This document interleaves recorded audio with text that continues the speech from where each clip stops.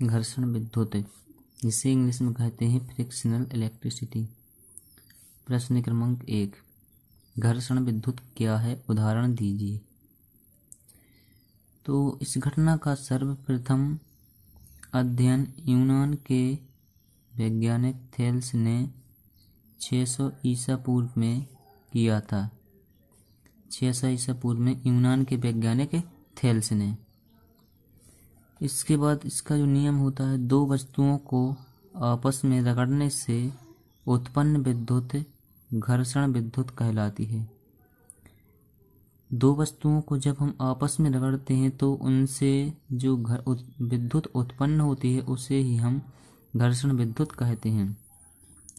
इसका जो उदाहरण है वो हमारे दैनिक जीवन संबंधी है।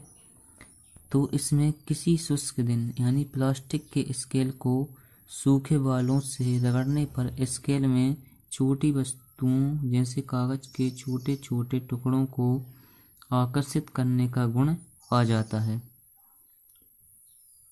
तो हमने बचपन में भी देखा होगा, जब हम पेन को लेकर अपने सिर से रगड़ते हैं और उसे छोटे छोटे कागज के टुकड़ों की ओर करते हैं तो वो कागज के टुकड़े पेन में चिपक जाते हैं, मतलब उन्हें आकर्षित करने का गुण आ जाता है।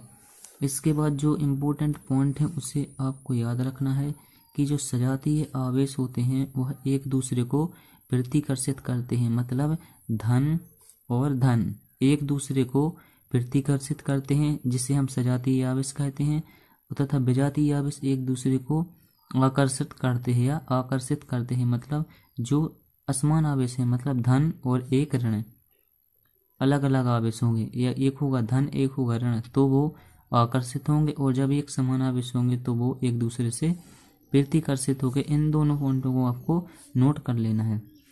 इसके बाद हम देखते हैं कि रगड़े जाने वाली वस्तुएं होती हैं। तो जैसे हम कांच और रेशम को रगड़ते हैं तो जिसमें कांच क्या होता है, धनावेश होता है, और रेशम क्या होता है, ऋणावेश। इसके बाद फर और एबोनाइट, तो फर होता है धनावेश, एबोनाइट होता है ऋणावेश। ऊन और प्लास्टिक में देखें तो ऊन होता है धन आवेश, और तथा जो प्लास्टिक होता है उस पर ऋण आवेश होता है। और ऊन और रबर में देखें तो ऊन पर होता है धन आवेश, रबर पर होता है ऋण आवेश। तो इसको भी याद कर लेना है।